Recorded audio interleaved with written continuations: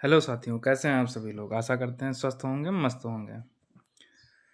आज हम लोग फिर से एक सीरीज़ शुरू करने जा रहे हैं, मिशन यूपीएसआई, जो कि प्रीवियस ईयर जो है प्रैक्टिस सेट पे होगी, ठीक है?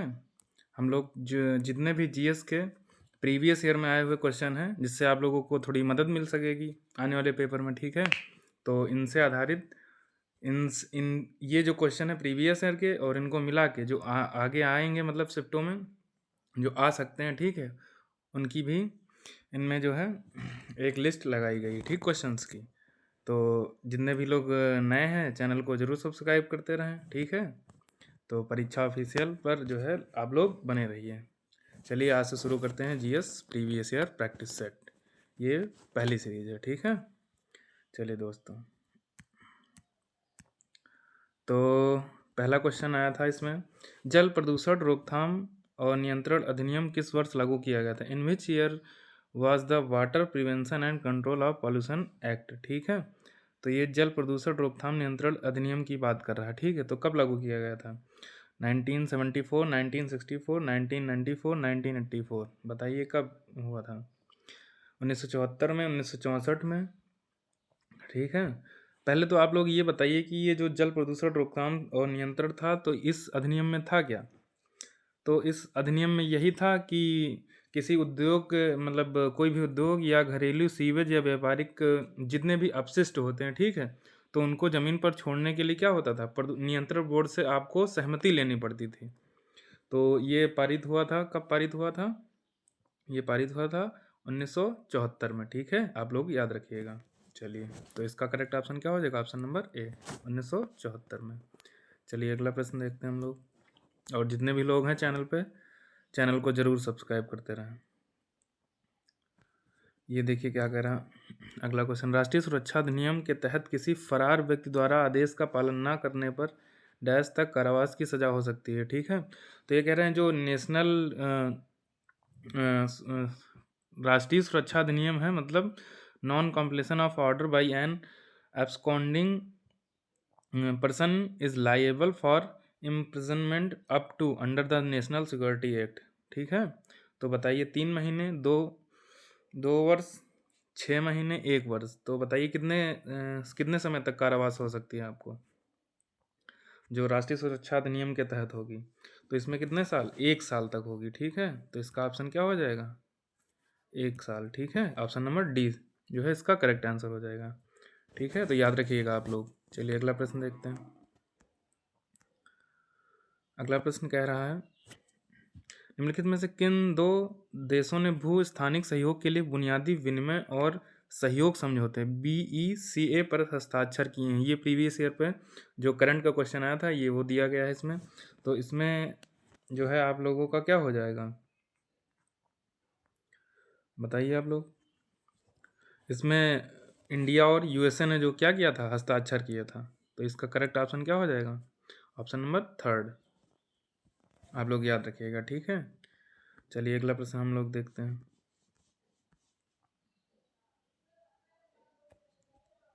भारत में राज्य विधानसभाओं का चुनाव कौन आयोजित कराता है? ठीक है, तो आपको बताना है, राज्य के राज्यपाल आयोजित करवाते हैं, राज्य का उच्च न्यायालय, भारत निर्वाचन आयोग या राज्य चुनाव आयोग।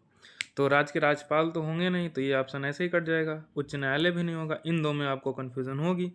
अब चूंकि ये पूछ रहा है कि राज्य विधानसभाओं का चुनाव कौन आयोजित करता है, तो जाहिर सी बात है कौन करवाएगा, बताइए आप लोग। ये यहाँ पे होगा भारत निर्वाचन आयोग, ठीक है। इलेक्शन कमीशन ऑफ इंडिया कराएगा, ठीक है, ना कि स्टेट कमीशन ऑफ, ठीक है, स्टेट इलेक्शन कमीशन ऑफ। तो यहाँ पे क्या हो जाएगा, यहाँ पे आपका तीसरा ऑप्शन सही हो जाएगा, ठीक है, भारत निर्वाचन आयोग।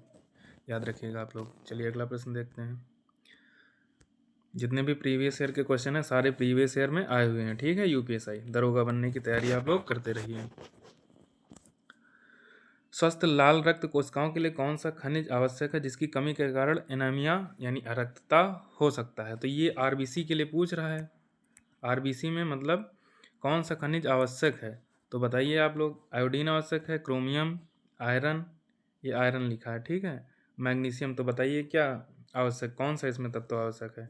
तो इसमें क्या होता है, आयरन की कमी से, Fe की कमी से क्या हो जाता है, इसी को एनामिया बोलते हैं या एनीमिया बोलते हैं, अरक्तता। ठीक है, तो इसका ऑप्शन क्या हो जाएगा? ऑप्शन नंबर सी, आयरन की कमी से क्या हो जाता है? एनामिया रोग। चलिए अगला प्रश्न देखते हैं, ये बिल्कुल आसान सा क्वेश्चन था वैसे।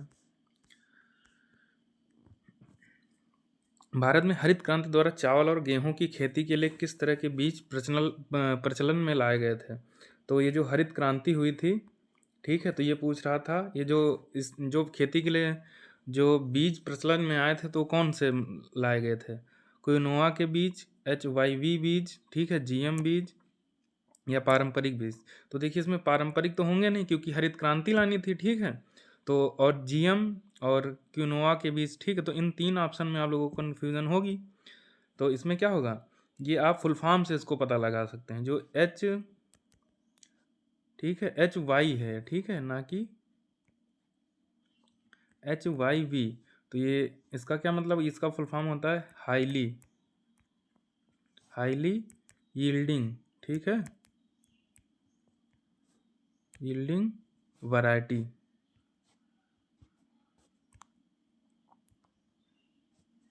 Highly yielding variety. रुकिए एक बार फिर से सही से लिखते हैं रफ करके।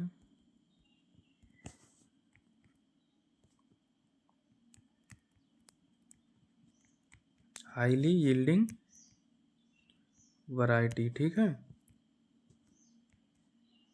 तो ये जब हरित क्रांति हुई थी, ठीक है, तो इसी टाइप के बीज लाए गए थे जो जल्दी से ग्रो कर जाएं, ठीक है। तो इसका ऑप्शन क्या हो जाएगा? ऑप्शन नंबर सेकंड, HYV बीज, ठीक है, याद रखिएगा आप लोग। अगला प्रश्न देखते हैं जल्दी से। के रामकृष्ण बनाम केरल राज्य उच्च न्यायालय का निर्णय के संबंध में एक ऐतिहासिक निर्णय था। तो ये जो के रामकृष्ण बनाम केरल राज्य था, तो ये पूछ रहा है ये किसके उसमें था? तो बताइए आप लोग। इसका वाहन प्रदूषण था, ध्वनि प्रदूषण था, जल निकायों का प्रदूषण था, या सार्वजनिक स्थानों पर धूम्रपान था? तो बताइए आप लोग कौन सा होगा इसका। तो ये केरल बनाम जो रामकृष्ण केरल राज्य बनाम, ठीक है, केरल रामकृष्ण था, के रामकृष्ण बनाम केरल राज्य में जो केरल हाई कोर्ट ने जो निर्णय दिया था, तो सार्वजनिक स्थानों पर धूम्रपान को लेकर निर्णय दिया था, ठीक है, तो इस पर प्रतिबंध लगाया था। ये जो WHO की रिपोर्ट के अनुसार क्या था, ये जो मरने की जो मृत्यु दर क्या होती है इससे, ये दोगुना हो जाती है धूम्रपान से, ठीक है, तो इसीलिए इस पर क्या रोक लगाया गया था। चलिए अगला प्रश्न देखते हैं। ये कह रहा है भारत में सर्वोच्च न्यायपालिका निकाय कौन सा है? What is the highest judiciary body in India? Bharat में सर्वोच्च न्यायपालिका का निकाय न्यायपालिका निकाय कौन सा है? तो बताइए आप लोग। भारत के राष्ट्रपति, ब्रिटिश प्रीवी काउंसिल, उच्च न्यायालय या उच्चतम न्यायालय? तो बताइए भारत में सबसे लास्ट अंतिम यानी अंतिम स्टेज पर न्याय कौन कर सकता है? ठीक है, तो आपके जो पहले होते हैं सत्र न्यायालय, फिर होता है हाई कोर्ट, ठीक है, फिर आता है सुप्रीम कोर्ट, ठीक है, तो इसमें क्या होगा? सुप्रीम कोर्ट हो जाएगा। तो इसका ऑप्शन डी करेक्ट हो जाएगा। भारत में सर्वोच्च न्यायपालिका के निकाय क्या है? उच्चतम न्यायालय, सुप्रीम कोर्ट, ठीक है। चलिए अगला प्रश्न देखते हैं हम लोग। ये पूछा था 2019 से 2020, ये 7 कटा है यहाँ पे, गलती से टाइप एरर है। 19-20 किस देश ने वित्त वर्ष 2000, ये 2 बार लिख गया, ठीक है। ये बस केवल इतना पूछ रहा है 2019 से 20 के दौरान भारत में अधिकतम FDI अंतर्वाह में योगदान दिया था। FDI पूछ रहा है, ठीक है। तो ये FDI फॉरेन डायरेक्ट इन्वेस्टमेंट, इसका फुल फॉर्म होता है, क्या होता है? फॉरेन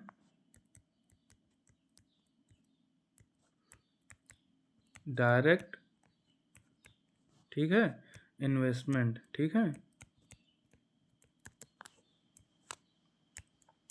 फॉरेन डायरेक्ट इन्वेस्टमेंट, ठीक है। तो FDI किसने योगदान दिया था? इसने सिंगापुर ने, ठीक है, ना तो मॉरिशस था, ना USA था, ना तो यूनाइटेड किंगडम था, क्योंकि सिंगापुर क्या है, सिंगापुर हमेशा से ही मदद करता है भारत की, ठीक है। तो इसमें क्या हुआ था? सिंगापुर का जो योगदान था, ठीक है, FDI में, फॉरेन डायरेक्ट इन्वेस्टमेंट में। चलिए अगला प्रश्न देखते हैं हम लोग। राज्य मानवाधिकार आयोग के अध्यक्ष और सदस्यों की नियुक्ति कौन करता है? तो ये पूछ रहा है राज्य मानवाधिकार, ठीक है, NHRC नहीं, क्या पूछ रहा है? स्टेट SHRC मतलब राज्य में मानवाधिकार आयोग के अध्यक्ष और सदस्यों की नियुक्ति कौन करता है? भारत के राज्य के राज्यपाल, राष्ट्रपति करते हैं, या राष्ट्रीय मानवाधिकार आयोग के अध्यक्ष, या राज्य के मुख्य सचिव। तो मुख्य सचिव नहीं करते हैं, ना तो राष्ट्रीय ये आयोग के अध्यक्ष ये भी नहीं करेंगे। तो अब इन दो चीज़ों में आपको कन्फ्यूजन होगी। तो आप लोग क्या पूछा गया इसमें? राज्य पूछा गया। तो राज्य में कौन होता है? राज्यपाल होता है। तो इसका करेक्ट ऑप्शन क्या हो जाएगा? ए हो जाएगा, ठीक। और जब राष्ट्र की बात करें तो उसमें राष्ट्रपति हो जाता है, ठीक है। तो आप लोग ये कन्फ्यूजन रखिएगा। राज्य में होगा तो भारत के राज्य के राज्यपाल करेंगे, ठीक है, मानवाधिकार आयोग के अध्यक्ष की नियुक्ति। चलिए अगला प्रश्न देखते हैं हम लोग। तो इसका करेक्ट ऑप्शन क्या हो जाएगा? Option number A. पूछ रहा है भारतीय संविधान के अनुसार कारखाने में रोजगार के लिए बच्चों की न्यूनतम आयु कितनी होनी चाहिए?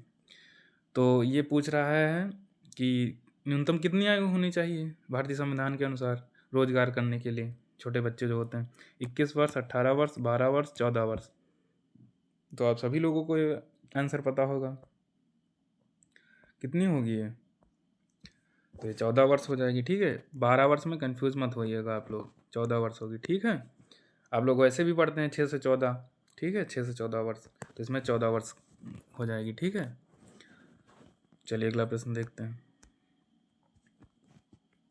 भारत में प्रथम निर्यात प्रसंस्करण क्षेत्र कौन सा है? तो ये प्रथम निर्यात संस्करण निर्यात मतलब देश से जो वस्तुएं भेजी जाती हैं अलग देश को, ठीक है, तो इसी को निर्यात बोलते हैं। आयात मतलब किसी दूसरे देश से भारत में आयात करना, उसको आयात बोलते हैं, वस्तुओं को लाना, ठीक है। निर्यात मतलब भारत से अन्य देशों को वस्तुएं प्रदान करना या भेजना, ठीक है, तो वो निर्यात कहलाता है।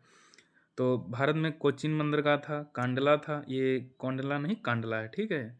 चेन्नई बंदरगाह, ये चेन्नई लिखा है, ठीक है। मुंबई पोर्ट, तो कौन सा इसमें होगा? तो चेन्नई नहीं होगा, ठीक है।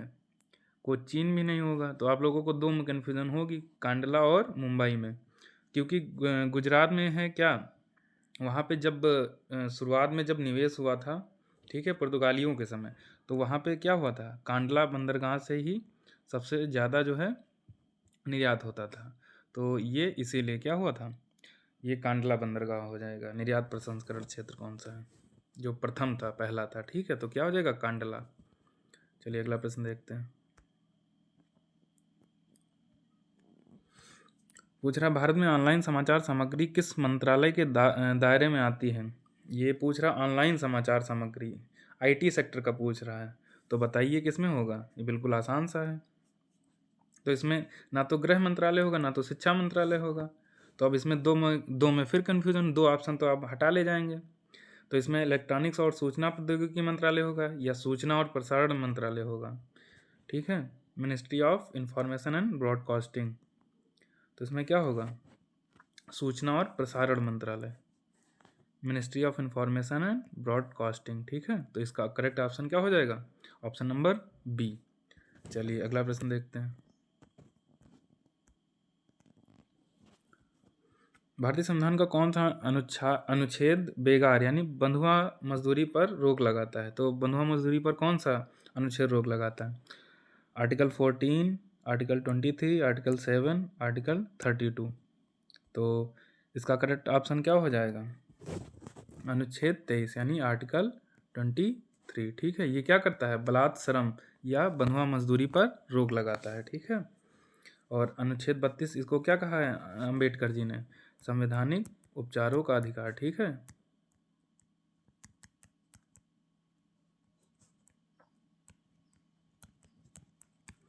संवैधानिक उपचारों का अधिकार, और इसी को क्या कहा गया है आर्टिकल 32 को?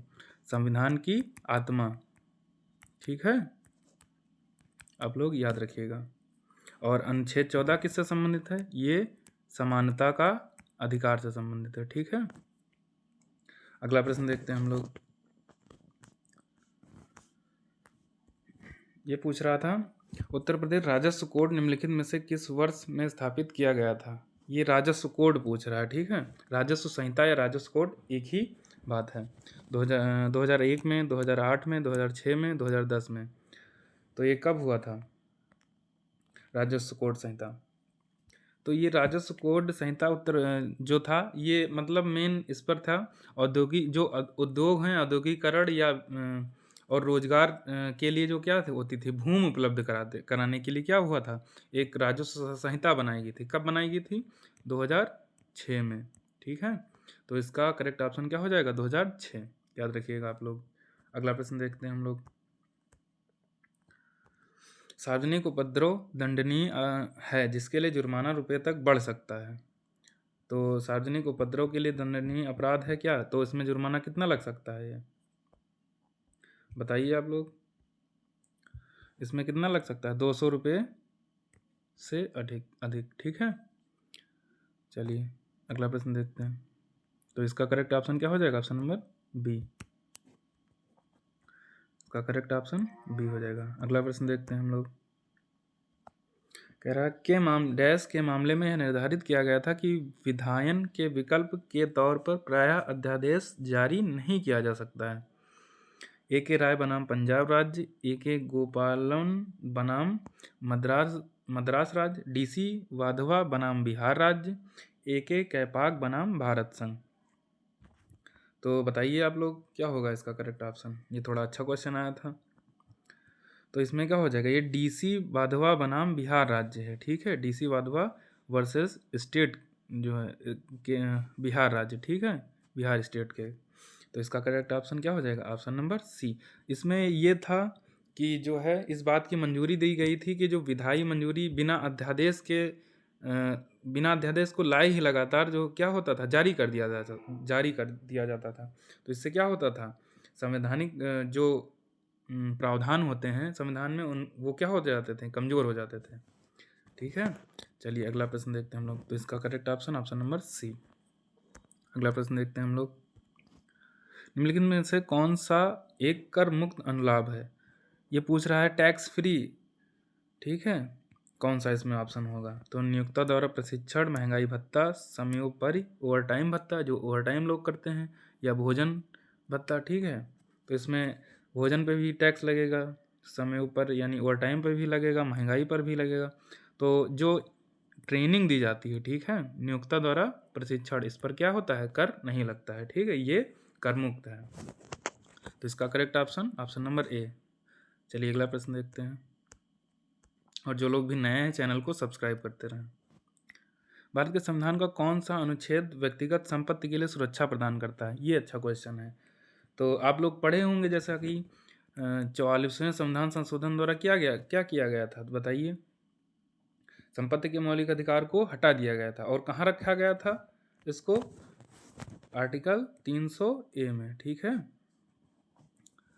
तो ये व्यक्तिगत सुरक्षा के लिए क्या है? संपत्ति के अधिकार को हटा दिया। तो कहाँ रखा गया था? आर्टिकल 300A, अनुच्छेद 300A में रखा गया था। तो इसका करेक्ट ऑप्शन क्या हो जाएगा? Option number C. चलिए अगला प्रश्न देखते हैं। और भाई सब लोग पढ़ते लिखते रहिएगा, ठीक है, क्योंकि पेपर कब हो जाएगा दरोगा का ये पता भी नहीं चलेगा। नोटिफिकेशन आएगी और पेपर हो जाएगा, आप लोग पछताएंगे फिर बाद में। इसलिए पढ़ते रहिए और प्रीवियस ईयर पे भी ध्यान देके आप अपनी पढ़ाई को जारी रखिए। देखिए ऐसे पढ़ना तो आम बात है, पेपर में क्या नहीं पढ़ना है। देखिए नौकरी पाने का एक ही मूल मंत्र होता है कि क्या नहीं पढ़ना है। पढ़ते तो सभी लोग हैं, बस ये आपको ये देखना है कि पढ़ना क्या है, कहाँ से पढ़ना है, बस ये ज़रूरी हो जाता है। चलिए देखते हैं क्या कह रहा है अगला प्रश्न। 2011 की जनगणना के अनुसार ग्रामीण भारत में निम्नलिखित में से किस राज्य में सबसे कम अशोधित जन्म दर है? तो ये पूछ रहा है, बर्थ रेट पूछ रहा है, केवल crude birth rate in rural India. ठीक है, तो इसमें पंजाब होगा, केरल होगा, असम होगा, आंध्र प्रदेश होगा। तो इसमें कौन सा ऑप्शन हो जाएगा? केरल स्टेट। ठीक है, तो सबसे कम अशोधित जन्म दर क्या है? तो केरल हो जाएगा। तो इसका करेक्ट ऑप्शन नंबर बी। चलिए अगला प्रश्न देखते हैं हम लोग। भारत की संसद द्वारा पंचायत अधिनियम किस वर्ष में लागू किया था? जो अनुसूचित क्षेत्रों में मतलब एसटी जो एरिया हैं उनमें क्या अधिनियम लाया गया था? तो ये संसद द्वारा लाया गया था कि उसमें पंचायतों का गठन हो, तो इसलिए लाया गया था। तो ये कब लाया गया था बताइए आप लोग। 1984 में, 1996 में, 2015 में, 2010 में। तो 10 भी नहीं था, 15 नहीं था, कौन सा था? 1996। तो करेक्ट ऑप्शन क्या हो जाएगा? Option number B. चलिए अगला प्रश्न देखते हैं हम लोग। प्रस्तावना के अनुसार भारतीय संविधान अपना अधिकार से प्राप्त करता है। तो कह रहा है कि जो प्रस्तावना है उसमें भारतीय संविधान अधिकार कहाँ से प्राप्त करता है? भारत की जनता से, भारतीय संसद से, सर्वोच्च न्यायालय से, ब्रिटिश संविधान से। तो संविधान बना किससे है? जनता से बना है। तो पावर किससे मिलेगी उसको? जनता से मिलेगी। तो ना तो संसद से होगा। ये क्या है? ये सब काम करने के अंग हैं, ठीक है। ब्रिटिश संविधान तो ये होगा ही नहीं, ये काम करने के अंग है। मेन क्या है? आपकी जनता है। जनता द्वारा, जनता मतलब क्या करता है? जनता ही शासन करती है। तो और जनता को ही अधिकार प्राप्त होते हैं और इसीलिए संविधान उसी से मजबूत होता है। चलिए अगला प्रश्न देखते हैं। तो इसका correct option option number A. अगला प्रश्न देखते हैं हम लोग। भारत पहुंचने वाले पहले यूरोपीय कौन थे? 1498 में। 1498 में भारत पहुंचने वाले यूरोपीय कौन थे? अरे ये तो बिल्कुल आसान सा प्रश्न, सभी लोग जानते हैं। क्या होगा? पुर्तगाली लोग सबसे पहले आए थे, ठीक है। यूरोपीय कौन थे? पुर्तगाली थे। और इसकी ट्रिक भी आप लोगों को पता है। पुत्र अड़ा डैड फंसा, ठीक है। सभी लोग जानते हैं इसकी ट्रिक। पुर्तगाली, अंग्रेज, डच, डैनिश, फ्रांसीसी, ठीक है। ये इसका क्रम हो जाएगा, याद रखिएगा आप लोग, ठीक है। चलिए अगला प्रश्न देखते हैं। तो इसका correct option option number A हो जाएगा। अगला प्रश्न देखते हैं। तो पहले यूरोपीय कौन थे? पुर्तगाली थे। क्रम वाइज आप लोग याद कर लीजिएगा इस, ठीक है, शॉर्ट ट्रिक से। हाँ चलिए अगला प्रश्न देखते हैं। कह रहा है डैश वर्ष की आयु से अधिक के प्रत्येक व्यक्ति को मोटरसाइकिल चलाते समय, ठीक है, चलाते समय या उस पर यात्रा करते समय एक सुरक्षात्मक टोपी हेड गियर पहननी चाहिए। तो ये पूछ रहा है कि कितने वर्ष से आप लोगों को हेलमेट पहनना चाहिए, मतलब प्रत्येक व्यक्ति को कितने वर्ष से पहनना चाहिए हेलमेट जब आप लोग बाइक से राइडिंग करते हैं, ठीक है। तो 4 वर्ष, 16 वर्ष, 18 वर्ष, 7 वर्ष। तो इसमें 4 वर्ष के पश्चात बालक जो होते हैं वो थोड़ा समझने लगते हैं, ठीक, हर चीज़ को, और परिपक्व भी हो जाते हैं। तो इसलिए क्या हो, इसका ऑप्शन होगा 4 वर्ष। 4 वर्ष से वो हेलमेट पहने, ठीक है, मोटरसाइकिल पे जब भी वो यात्रा करें। चलिए अगला प्रश्न देखते हैं। तो इसका correct option option number A है। अगला प्रश्न हम लोग देखते हैं। 2005 में 2005 सूचना का अधिकार अधिनियम, ठीक है, ये पूछ रहा आरटीआई में, ठीक है, राइट टू इन्फॉर्मेशन में। आरटीआई 2005 में, ठीक है, कितनी अनुसूचियां हैं? आरटीआई 2005 तो कितनी? 1 है, 5 हैं, 2 हैं, 4 हैं। तो इसमें कितनी अनुसूचियां हैं? 2 अनुसूचियां हैं केवल, ठीक है। आप लोग याद रखिएगा। अगला प्रश्न हम लोग देखते हैं। कह रहा है भारतीय संविधान की किस अनुसूची में केंद्र और राज्यों के बीच विधायी विषयों का त्रिस्तरीय विवरण उल्लिखित है? तो ये डायरेक्ट पूछ रहा है कि अनुसूची में केंद्र और राज्य बीच विधायी शक्तियों का बंटवारा किस में है? तीसरी में है, 12वीं में है, 7वीं में, 5वीं में। तो 7 से शक्ति, 7 से 7वीं अनुसूची, ठीक है। आप लोग याद रखिएगा। तो इसका correct option option number C. चलिए अगला प्रश्न देखते हैं।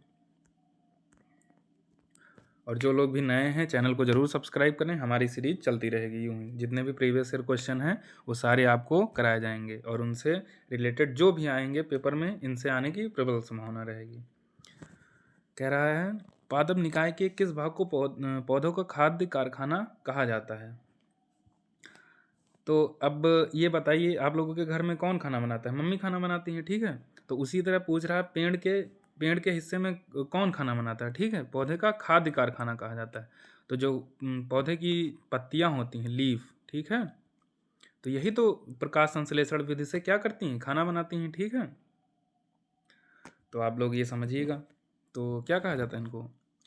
निकाय के किस भाग पौधे का खाद्य कारखाना कहा जाता है? तो इसमें पत्ता हो जाएगा या पत्तियां, लीफ। चलिए अगला प्रश्न देखते हैं। मौलिक शिक्षा अधिनियम को कब अधिनियमित किया गया? The Uttar Pradesh basic education act. देखिए आप लोग यहाँ मौलिक शब्द आ जाएगा, यहाँ पे बेसिक आ जाएगा, इसी में आप लोग कंफ्यूज हो जाएंगे। वो एक ही कह रहा है, ये बेसिक या मौलिक एक ही बात है। तो बेसिक शिक्षा अधिनियम को कब आया था या कब बना था? अधिनियमित मतलब बना था। तो 1972 में बना था, 1962, 1986, 1950। कब बना था बताइए आप लोग। तो ये कब बना था? 1972 में बना था, 1972 में। ठीक है। तो मौलिक शिक्षा अधिनियम, तो इसमें था क्या असलियत में? ये था अधिनियम, ये जो हाई स्कूल या इंटर के कॉलेज होते हैं, ठीक है, उनमें जो है शिक्षा की व्यवस्था को अच्छा करना या सुचारू रूप से चलाने के लिए प्रशासन द्वारा नियंत्रण करना। ठीक है। तो ये कब, इसका ऑप्शन क्या हो जाएगा correct option? Option number A, basic शिक्षा अधिनियम 1972 में बना था या अधिनियमित किया गया था। अगला प्रश्न देखते हैं हम लोग, और ये सारे क्या हैं? प्रीवियस ईयर में आए हुए हैं। 1864 में भारत में प्रथम वन महानिरीक्षक कौन थे? ये सबसे अच्छा क्वेश्चन आया था, बहुत लोग इसमें कंफ्यूज हुए थे क्योंकि ये थोड़ा सा आउटवर्ड क्वेश्चन था सिलेबस से। सिलेबस में ही था हालांकि, लेकिन जो है थोड़ा टफ क्वेश्चन था ये। Michael Toggis, Dietrich Modis, EP Stebbing, Verrier Elwin. तो इसमें कौन से हो जाएंगे? इसमें डाइट्रिच मॉडिस हो जाएंगे। तो इसका correct option option number B. ये कहाँ के थे? ये जर्मनी के थे, ये जर्मन, ठीक है, ये जर्मन थे। इन्होंने, इनको बनाया गया था वन महानिरीक्षक। अगला प्रश्न देखते हैं हम लोग, निम्न में से कौन सा मांसाहारी का एक उदाहरण है? गेंडा, हिरन, भालू जैसा जानवर, कोआला, शेर। तो ये बिल्कुल आसान सा क्वेश्चन, क्योंकि गेंडा भी नहीं मांसाहारी होता है, हिरन तो घास ही खाता है। अब इस दो में हो सकती है कन्फ्यूजन आपको, लेकिन जब आपको शेर दिया है तो इस ऑप्शन पे आपको जाना ही नहीं है। समझ गए ना? तो इसका करेक्ट ऑप्शन सी हो जाएगा, डी हो जाएगा। ठीक है, शेर हो जाएगा। ये भालू जैसा जानवर क्या होता है? बांस की पत्तियों को खाता है, कंपाला, इसको कोआला बोलते हैं। अगला प्रश्न देखते हैं हम लोग, भारतीय संविधान में राज्य के निर्देशक तत्वों की अवधारणा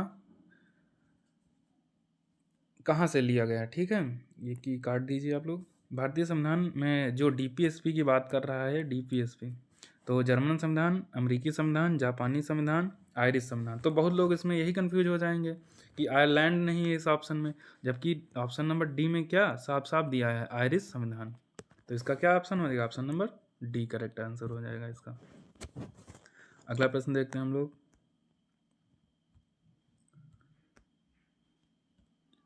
पूछ रहा है भारतीय संविधान के किस अनुच्छेद में उल्लिखित है कि सर्वोच्च न्यायालय एक अभिलेखी न्यायालय, कोर्ट ऑफ रिकॉर्ड होगा? कोर्ट ऑफ रिकॉर्ड मतलब जिसमें अभिलेखी न्यायालय मतलब, ठीक है। तो 121 में, अनुच्छेद 121, 117, 125, 129। तो इसमें कौन सा होगा कि जो है सर्वोच्च न्यायालय क्या होगा? अभिलेखी न्यायालय होगा। तो इसका आर्टिकल नंबर 129 हो जाएगा। करेक्ट ऑप्शन इसका क्या हो जाएगा? ऑप्शन नंबर डी आंसर होगा इसका। चलिए याद रखिएगा आप लोग, और सभी लोग वीडियो को लाइक करते रहें और चैनल को सब्सक्राइब करते रहें, और अपने दोस्तों में शेयर भी कीजिए सारी वीडियो। ठीक है। अगला प्रश्न देखते हैं क्या है, संसद के दोनों सदनों की संयुक्त बैठक बुलाने का अधिकार किसके पास है? तो ये पूछ रहा है जो संसद है उसके दोनों सदन, ठीक है, लोकसभा और राज्यसभा, ठीक है, तो दोनों सदनों की संयुक्त बैठक बुलाने का अधिकार किसके पास होता है? भारत के राष्ट्रपति के पास, लोकसभा अध्यक्ष, प्रधानमंत्री, भारत के उपराष्ट्रपति। तो उपराष्ट्रपति होगा नहीं, प्रधानमंत्री भी नहीं होगा, इन दोनों में कन्फ्यूजन हो जाएगी आप लोगों को। तो इसमें क्या होगा बताइए आप लोग। इसमें जो प्रेसिडेंट होते हैं, ठीक है, इंडिया के, उनके पास क्या होती है? ये ताकत होती है कि वो दोनों संयुक्त अधिवेशन बुला सकते हैं। चलिए अगला प्रश्न देखते हैं। तो इसका correct option option number A, Bharat के राष्ट्रपति। अगला प्रश्न देखते हैं, भूदान आंदोलन वर्ष में प्रारंभ किया गया था। जो भूदान आंदोलन है कब शुरू हुआ था? 1960 में, 61 में, 48 में, 1951 में। ऑप्शन जो है क्लोज दिए गए हैं, तो इसमें कन्फ्यूजन बहुत होगी। तो भूदान आंदोलन जो शुरू हुआ था, तो ये किसने शुरू किया था? ये विनोबा भावे ने शुरू किया था। ये कौन थे? ये महात्मा गांधी जी के शिष्य थे, ये गांधी जी के शिष्य थे, ठीक है। और ये जो भूदान आंदोलन शुरू हुआ था, ये कहाँ से हुआ था? ये जो है तेलंगाना के पोचमपल्ली से शुरू हुआ था। कहाँ से? तेलंगाना के पोचमपल्ली से। ठीक है, ये क्वेश्चन कई बार आया हुआ है, तो याद रखिएगा। कब शुरू हुआ था? 1951 में। तो इसका करेक्ट ऑप्शन नंबर डी। तो भूदान आंदोलन कब शुरू हुआ था? 1951 में। चलिए अगला प्रश्न देखते हैं हम लोग।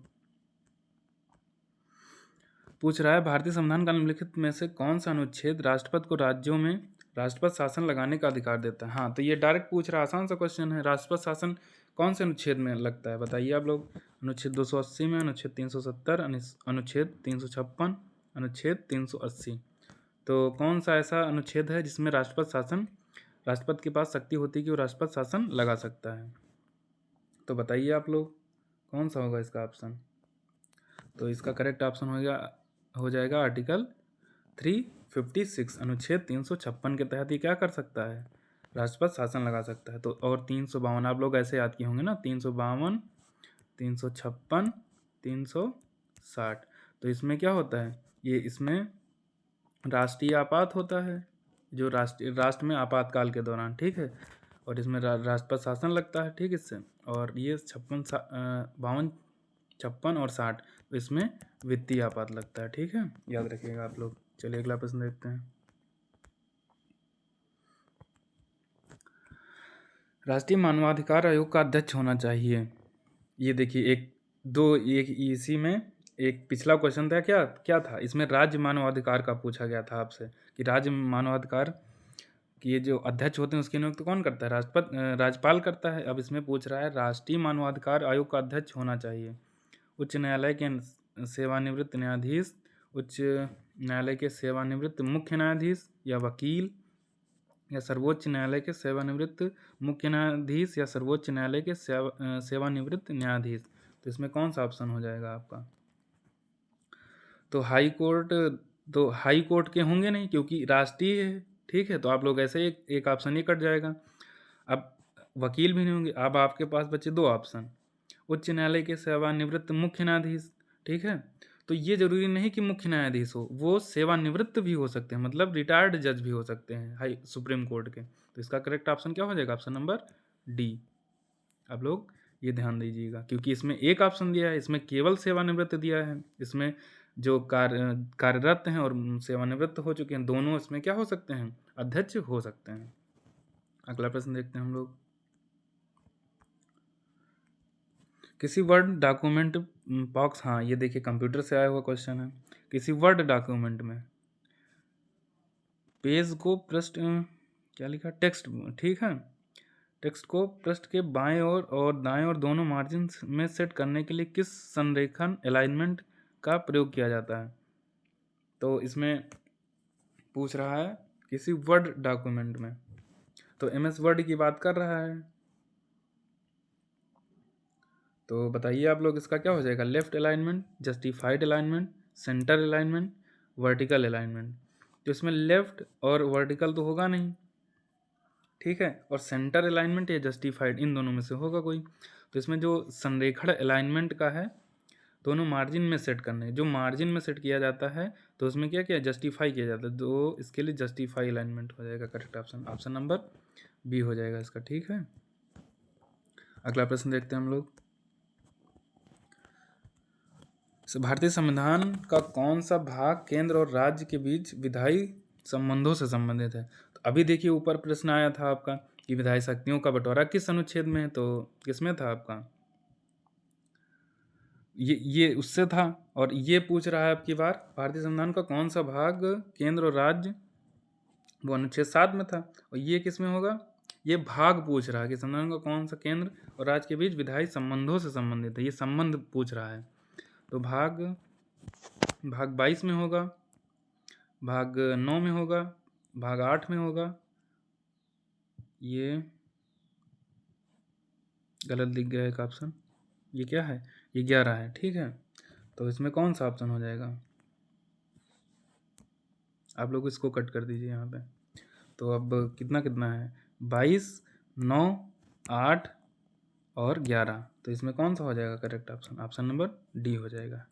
क्या है भाग 11 में ये दिया गया है, राज्य और केंद्र के बीच विधायी संबंध दिए गए हैं। भाग 11 में याद रखिएगा आप लोग।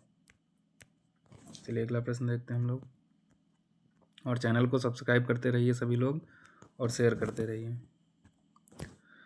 डैश यदि कोई विदेशी नागरिक अश्लील सामग्री प्रकाशित करने के लिए भारतीय सर्वर का उपयोग करता है तो वह के तहत दंडनीय होगा।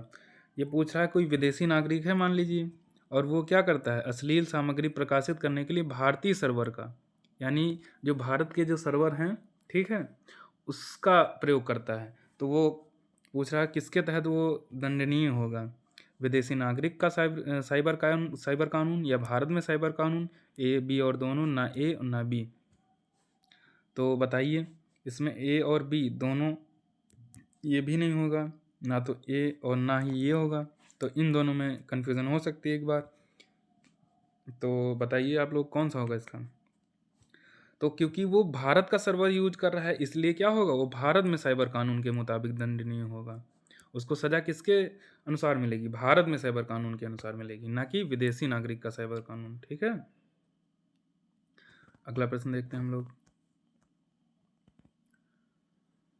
ये आज का क्या है, लास्ट क्वेश्चन है।